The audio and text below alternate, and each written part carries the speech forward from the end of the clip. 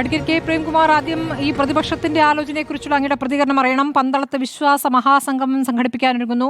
നാളെ മുതൽ പ്രക്ഷോഭത്തിലേക്ക് നീങ്ങുന്നു.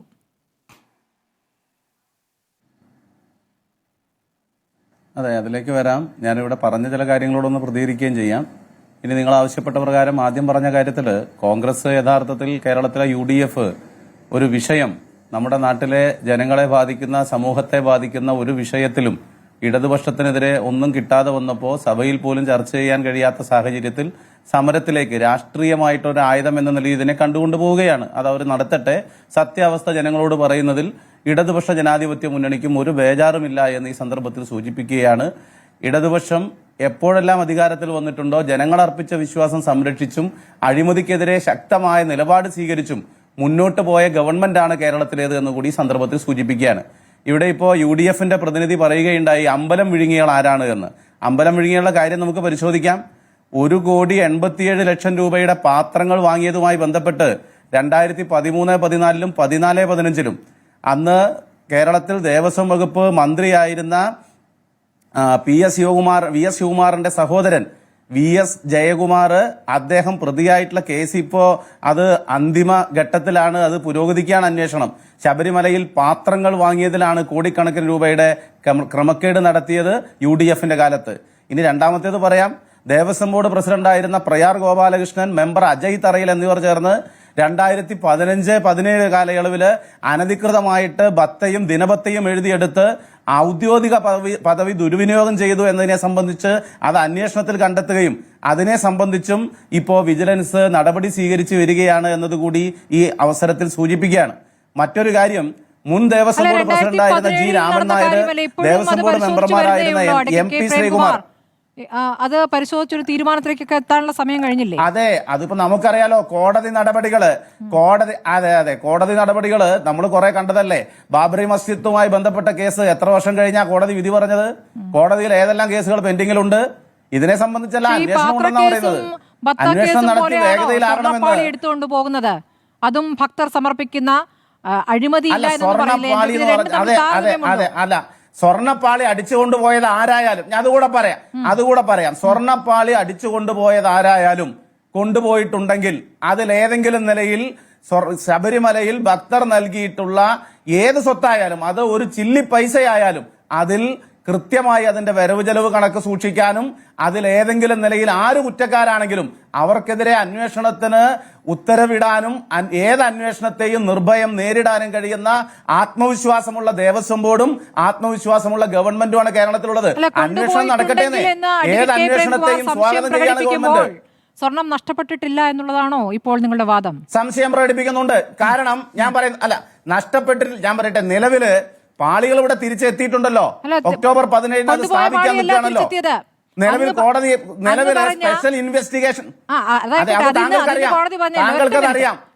ഞാനൊന്ന് പറഞ്ഞോട്ടെ, താങ്കൾ ദയവ് ചെയ്ത് ഒരു 2 മിനിറ്റ് സമയം എനിക്ക് തരൂ. 1 മിനിറ്റ് സമയം തരൂ. അല്ല, ഞാനൊന്ന് പറഞ്ഞോട്ടെ. ഞാനൊന്ന് പറയാൻ താങ്കൾ അനുവദിക്കൂ. താങ്കൾ പറഞ്ഞോളൂ. അതെ, ഞാനൊന്ന് പറഞ്ഞോട്ടെ. ഞാൻ പറയുന്നതിൽ പൂർണ്ണമായിട്ടും താങ്കൾ ഇടപെടുകയാണ്. ഞാൻ 2 മിനിറ്റ്, എനിക്ക് 1 മിനിറ്റ് ആണെങ്കിൽ 1 മിനിറ്റ് തന്നാ മതി. ഞാനൊന്ന് പറഞ്ഞോട്ടെ, എന്റെ കാര്യം ഒന്ന് പറഞ്ഞോട്ടെ. 2019 ചെന്നൈയില് ഇത് ഇലക്ട്രോപ്ലേറ്റ് ചെയ്യാൻ കൊണ്ടുപോകുമ്പോൾ ഇതുമായി ബന്ധപ്പെട്ട സ്പോൺസർ, അതിന്റെ വാറണ്ടി ഉണ്ണീഷ്ണം പോറ്റിയുടെ പേരിലാണ്. 40 വർഷത്തേക്കായിരുന്നു വാറണ്ടി. അതിൽ മങ്ങലേറ്റു എന്നതിനെ സംബന്ധിച്ച് തുടർന്നാണ് അത് കൃത്യമായിട്ട് ചെയ്തു തരുന്നതിന് വേണ്ടി ചെന്നൈയിലേക്ക് കൊണ്ടുപോയത്. അതിനെ സംബന്ധിച്ച് വീഡിയോ റെക്കോർഡിംഗ് ഉണ്ട്. ഏതെങ്കിലും നിലയിൽ സ്വർണം, ശബരിമലയുടെ സ്വർണം ആരെടുത്താലും, ഏത് വ്യക്തി എടുത്താലും അതിനെ സംബന്ധിച്ച് അന്വേഷണം നടത്താനും കുറ്റക്കാർക്കെതിരെ ഒരു നിലയിലുള്ള വിട്ടുവീഴ്ചയുമില്ലാതെ നടപടി സ്വീകരിക്കാനും തന്റെ ഇടമുള്ള ഗവൺമെന്റാണ് കേരളത്തിലെ ഇടതുപക്ഷ ജനാധിപത്യ മുന്നണി ഗവൺമെന്റ്. കേരളത്തിലെ ജനങ്ങൾ അർപ്പിച്ച വിശ്വാസം സംരക്ഷിക്കുന്ന ഭക്തർ അവർ നൽകിയിട്ടുള്ള ഒരു നാണയത്തുട്ടിന്റെ പോലും കണക്ക് ജനങ്ങൾക്ക് മുമ്പിൽ കൃത്യമായി തുറന്നു പറയാൻ അഭിമാനമുള്ള ഗവൺമെന്റാണ്. അതിലൊന്നും ഒരു വീഴ്ചയും കേരളത്തിലെ ഗവൺമെന്റ് വരുത്തില്ല. ഇവിടെ BJPയുടെ പ്രതിനിധി പറഞ്ഞല്ലോ, അദ്ദേഹം ഇപ്പൊ CBI അന്വേഷണത്തെ സംബന്ധിച്ച് പറയാണ്. CBI അന്വേഷണം എങ്ങനെയാ കൊണ്ടുവരുന്നതെന്നൊക്കെ BJPയുടെ പ്രതിനിധിക്ക് നന്നായിട്ട് അറിയാം. അവരുടെ ശീലം പൂർണ്ണമായിട്ടും ഇവിടെ വിളമ്പുകയും ചെയ്തു. അദ്ദേഹം പറഞ്ഞല്ലോ, CBIയുടെ ക്രെഡിബിലിറ്റി എന്താ? ഇപ്പോ സുപ്രീം കോടതിയുടെ ചീഫ് ജസ്റ്റിസിനെതിരെ, സനാതന ധർമ്മത്തിനെതിരെ പ്രവർത്തിക്കുന്നു എന്ന് പറഞ്ഞിട്ട് ഒരു അഭിഭാഷക വേഷധാരി ഷൂ എറിഞ്ഞിരിക്കുക. എന്താ അങ്ങയുടെ BJPയുടെ പ്രതിനിധിയുടെ നിലപാട്? എങ്ങനെയാണ് ജുഡീഷ്യറിയെ, പാർലമെന്ററി സംവിധാനത്തെ തങ്ങളുടെ വരുതിയിലാക്കുന്നത്, വിലക്കെടുക്കുന്നത് എന്ന് കൃത്യമായിട്ട് കാണുകയാണ്. അപ്പോ സുപ്രീം കോടതി ചീഫ് ജസ്റ്റിസിന് നേരെ ഇത്തരത്തിലുള്ള ആക്രമണം നടത്താൻ വരെ, അതിനെ വരെ ന്യായീകരിക്കുന്ന നിലപാട് സ്വീകരിക്കുന്ന ഒരു അന്തരീക്ഷം ഇന്ന് നമ്മുടെ രാജ്യത്തുണ്ട്. എങ്ങനെയാണ് ജുഡീഷ്യറിയെ BJP വിലക്കെടുക്കുന്നത്, അന്വേഷണ ഏജൻസികളെ വിലക്കെടുക്കുന്നത് നമ്മൾ കണ്ടിട്ടുണ്ട്. CBI ആയാലും ED ആയാലും മറ്റൊരു അന്തരീക്ഷം നിൽക്കുമ്പോഴാണല്ലോ നിങ്ങളും ആ അന്തരീക്ഷത്തിൽ ഒരു മുതലെടുപ്പിന്റെ അവസരം കണ്ടത്, ഒരു സുവർണാവസരം കണ്ടത്. അതിന്റെ തുടർച്ചയായിട്ടാണ് ഈ കാര്യങ്ങളൊക്കെ ഉണ്ടാകുന്നത്. അഡ്വക്കേറ്റ് പ്രേംകുമാർ, ഒറ്റ കാര്യം, അങ്ങീ പറഞ്ഞ ചെന്നൈയിലേക്ക് കൊണ്ടുപോയി സ്പോൺസർ ആണെന്ന് പറഞ്ഞു.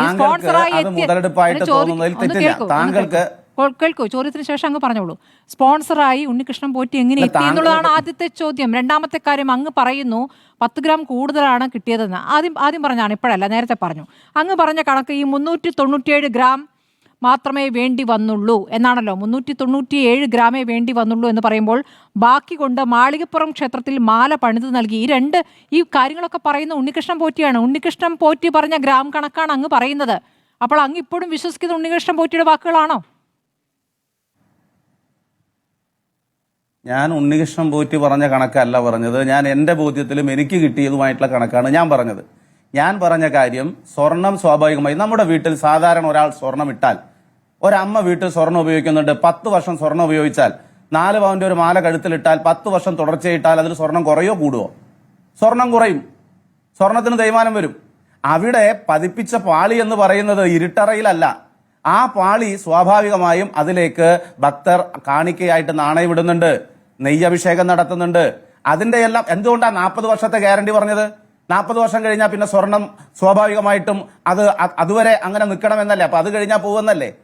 സ്വർണം ഏത് വസ്തു ഉപയോഗിച്ചാലും, അത് കല്ലായാലും ഏത് ലോഹമായാലും, അത് ഉപയോഗിക്കുമ്പോൾ സ്വാഭാവികമായും അതിൽ തേയ്മാനം വരും. അങ്ങനെ തേയ്മാനം വന്ന സ്വർണം സ്വാഭാവികമായും അത് പുതുക്കുന്നതിന്, മിനുക്കുന്നതിന്, ഭംഗിയാക്കുന്നതിന് നേരത്തെ ഇലക്ട്രോപ്ലേറ്റ് ചെയ്ത ഏജൻസി വാറണ്ടി ഉണ്ണികൃഷ്ണൻ പോറ്റിയുടെ പേരിലായതിനാൽ സ്വാഭാവികമായും അദ്ദേഹത്തെ വിളിച്ചു വരുത്തി അത് ചെയ്ത സ്ഥലത്തേക്ക് തന്നെ കൊണ്ടുപോയി ചെയ്യിക്കുന്നതിന് വേണ്ടി നേതൃത്വം കൊടുത്തു.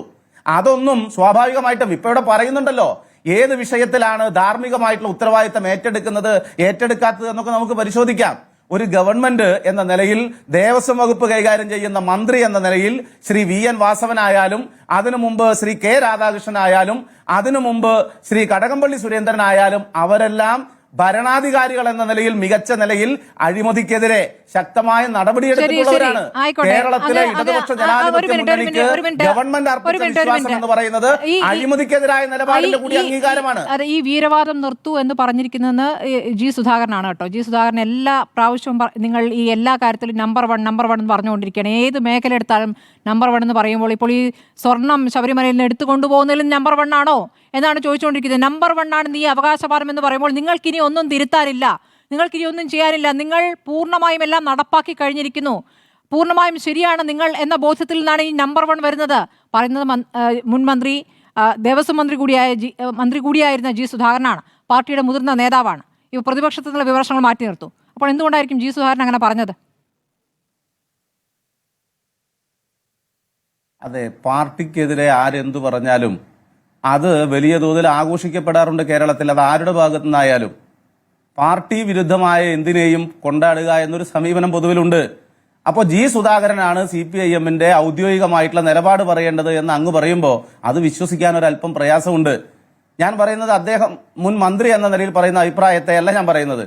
CPIMനെതിരായി, ഗവൺമെന്റിനെതിരായി ഇടതുപക്ഷത്ത് നിൽക്കുന്നവരോ വലതുപക്ഷത്ത് നിൽക്കുന്നവരോ ആയിട്ടുള്ള ആര് പറഞ്ഞാലും അവരാണ്. G സുധാകരൻ അല്ലല്ലോ CPIMന്റെ ഔദ്യോഗികമായിട്ടുള്ള നിലപാട് പറയേണ്ടത്, ഗവൺമെന്റിന്റെ ഔദ്യോഗികമായിട്ടുള്ള നിലപാട് പറയേണ്ടത്. ഏതിലൊക്കെയാണ് നമ്പർ 1? അതെ, ഞാൻ പറയാം, ശിശുമരണ നിരക്കിൽ ലോകത്തെ ഏറ്റവും കുറവുള്ള സ്റ്റേറ്റ്, ലോകത്തെ ഏറ്റവും കുറവ് ശിശുമരണ നിരക്കിൽ. ആരാണ് വിമർശിക്കേണ്ടത്? അതെ, നിങ്ങളെ ആരാണ് വിമർശിക്കേണ്ടത്? ആദ്യം വിമർശിക്കേണ്ട പാർട്ടിയിൽ നിന്ന്, അകത്തുനിന്ന് തന്നെയാണല്ലോ. അപ്പോൾ പാർട്ടിയിൽ ഒരു മുതിർന്ന നേതാവ് നിങ്ങളെ വിമർശിക്കുകയാണ്, നിങ്ങൾ പറയുന്നത് ശരിയല്ല, നിങ്ങൾ തിരുത്തൂ. അപ്പൊ തിരുത്താൻ തയ്യാറല്ല. അതെ, ഞങ്ങൾ തിരുത്താൻ തയ്യാറല്ല എന്നല്ല പറഞ്ഞത്. ഏത് അന്വേഷണത്തെയും സ്വാഗതം ചെയ്യുന്നു, ശരി, ഒരന്വേഷണത്തെയും ഭയക്കുന്നില്ല.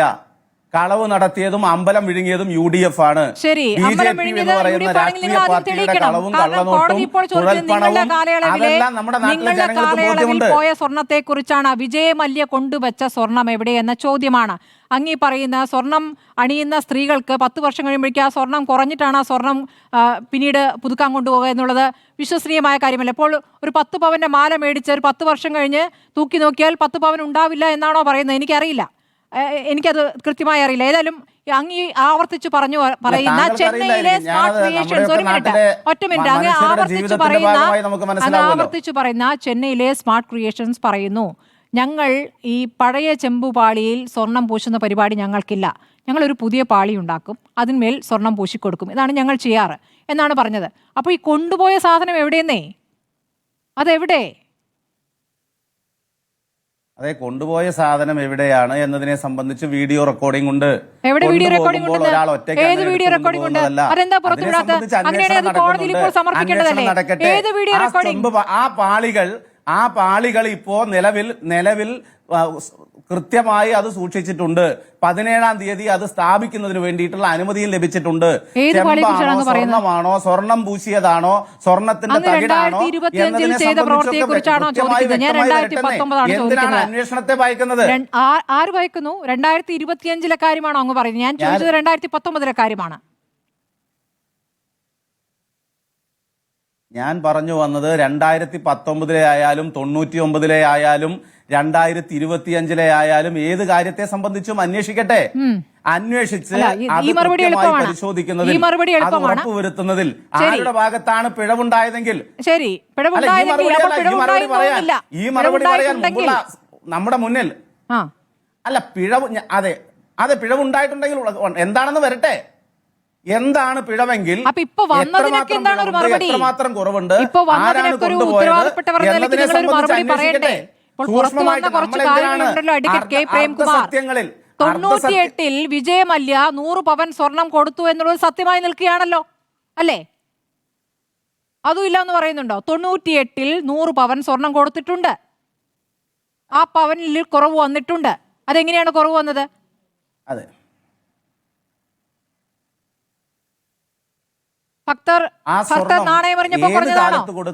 കൊടുത്ത സ്വർണമായാലും സ്വർണം ഉപയോഗിക്കുമ്പോൾ അതിൽ കുറവ് വരും.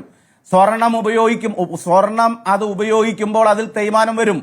ഒന്നാമത്തെ കാര്യം, ഈ വിഗ്രഹങ്ങളിൽ സ്പർശിക്കാൻ പോലും ഭക്തർക്ക് അനുവാദമില്ല എന്നാണ് ഞാൻ മനസ്സിലാക്കിയത്. വിഗ്രഹങ്ങളിൽ സ്പർശിക്കാൻ പോലും അനുവാദമില്ല. അവിടെ തന്ത്രിയോ പറയുന്ന ക്ഷേത്രവുമായി ബന്ധപ്പെട്ടോ നിൽക്കുന്നവരോ തൊട്ടാലായി, അല്ലാതെ എപ്പോഴും സ്പർശനമുള്ള ഒരു സ്ഥലമല്ല ഈ പ്രദേശം, ഈ ഭാഗം. അതെ, ഞാൻ പറയുന്നത് പിന്നെ എന്തിനാണ് 40 വർഷത്തേക്ക് കരാറ്? 40 വർഷം കഴിയുമ്പോൾ എന്തിനാ ഇതിൽ തേയ്മാനം വരുന്നു? എങ്ങനെയാ ധാരണ വരുന്നത്? എന്തിനാണ് പിന്നെ ചെന്നൈയില്? അതെ, താങ്കളല്ലേ മറുപടി പറയേണ്ടത്. താങ്കൾ പറയുന്നു ആരും തൊടുന്നില്ല. സ്വർണം 100 ഗ്രാം സ്വർണം അല്ലെങ്കിൽ 100 പവൻ സ്വർണം വാങ്ങിയാൽ ആ 100 പവൻ 50 കൊല്ലം 100 കൊല്ലം ആജീവനാന്ത കാലം മനുഷ്യനുള്ളിടത്തോളം കാലം ആ സ്വർണം അങ്ങനെ തന്നെ അവിടെ ഉണ്ടാകുമെന്ന് താങ്കൾ പറയാണ്. ആരും അവിടെ തൊടുന്നില്ല, ഒരു തന്ത്രിയും തൊടുന്നില്ല, ഒരു മനുഷ്യനും തൊടുന്നില്ല. ആ സ്വർണം കുറയില്ല. അപ്പൊ പിന്നെ ആരുടെയാണ് താല്പര്യം ഒന്ന് അന്വേഷിക്കട്ടെ.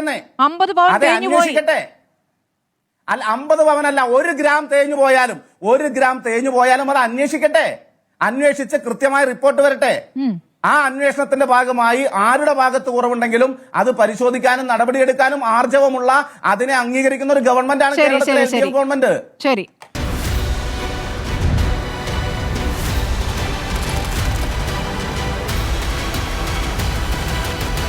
Debate with Smriti Parathikkad.